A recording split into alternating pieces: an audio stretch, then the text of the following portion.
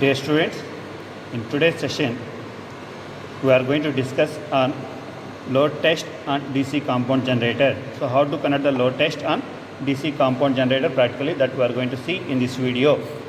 The purpose of conducting load test on compound generator is to plot the internal and external characteristics. The internal characteristics will be plotted between EG and IA, that is induced EMF under loaded conditions and armature current IA. The external characteristics will be plotted between terminal voltage V and load current IL. Okay, and the circuit diagram that we are going to use for conducting the test is as shown in this figure. So here, if you observe, the right side is generator and left side is motor. So here for the motor we are giving a electrical input, the DC electrical supply we are giving. If you observe the windings, the field winding is connected in parallel with the armature, so it forms a shunt motor.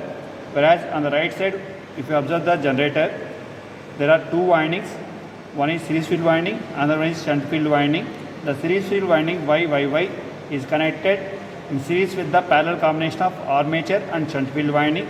So it is a short shunt compound generator. Now, in this circuit, the normal connections are given to the motor side. The supply is directly given to the motor through starter, and in order to control the speed of the motor, we are using one field rheostat that forms the motor circuit. Whereas in generator circuit, in order to measure the load current, one ammeter is connected in series with the load, and to measure the terminal voltage, we have connected one voltmeter across the load, and in order to measure the field current, we have connected one ammeter in series with the shunt field winding, and in order to control that field excitation, we are using one rheostat. That rheostat should be kept at maximum position before switching on the supply, and the motor field rheostat should be kept at minimum resistance position. Okay, and the entire assembly of conducting the test is as shown here. So the left side is motor part and right side is generator part. So in the motor part, only one field rheostat we are going to come across.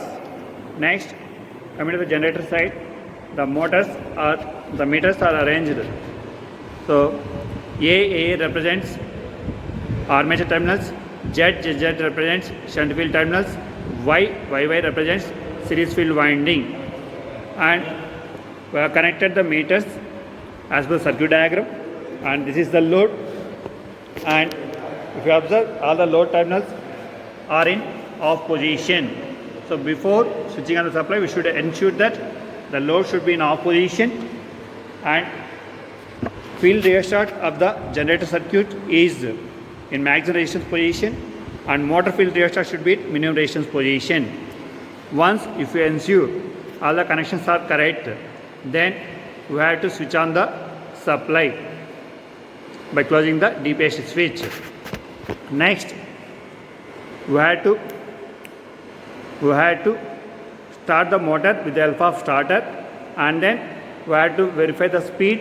If the speed is less than 1500 rpm, then by adjusting the field regulator, we have to bring back the motor speed to 1500 rpm, and then once the motor is running at 1500 rpm, the generator, which is mechanically coupled to the motor, will also run at 1500 rpm, and then we have to vary the field regulator of the compound generator such that the voltage across the terminal voltage, the voltage across the load, that is under no load conditions, it will be equal to the induced EMF.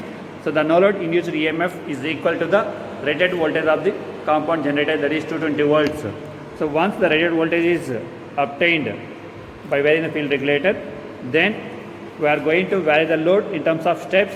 At each step, we are going to take the readings of load voltage, load current and field current, and then we have to apply another load and we have to take the readings. So like that, step by step we have to vary the loads, and at each load step we have to note out the readings of IL, V and IF.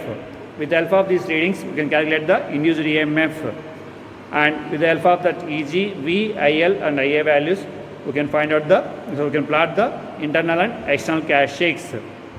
And this variation of load should be considered up to the rated current of the compound generator, that is 13.6. So we should not load the generator beyond that 13.6. Okay. Now the DPST switch is closed. Now we are going to vary the starter. So with the help of 3-point starter, so it is a 4-point starter. So with the help of starter, we are going to start the motor. Now the speed should be verified. It is 1400 only. So we have to bring the motor to 1500 RPM. For that, we are going to vary the field regulator. Then speed should be made to 1500 RPM. So it is only 1460.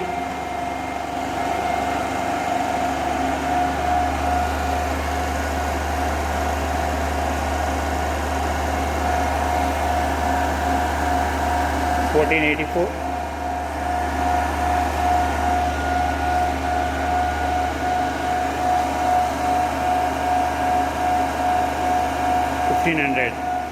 So we have obtained the rated speed of the shunt motor. Therefore, the compound generator, which is mechanically coupled to the shunt motor, will also run at 1500 RPM.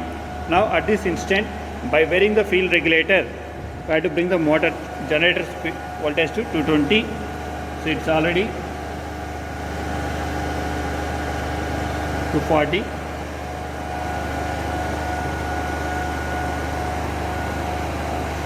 So there is no need to adjust.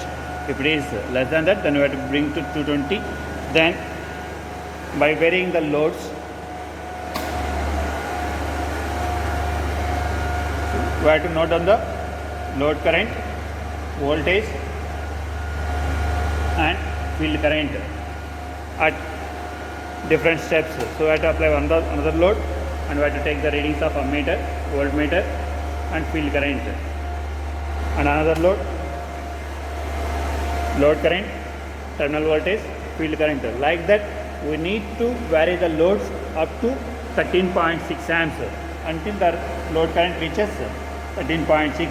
So when the load current is less than 13.6 and needed to that value, we have to stop the process and we have to switch off all the loads and we have to stop the experiment.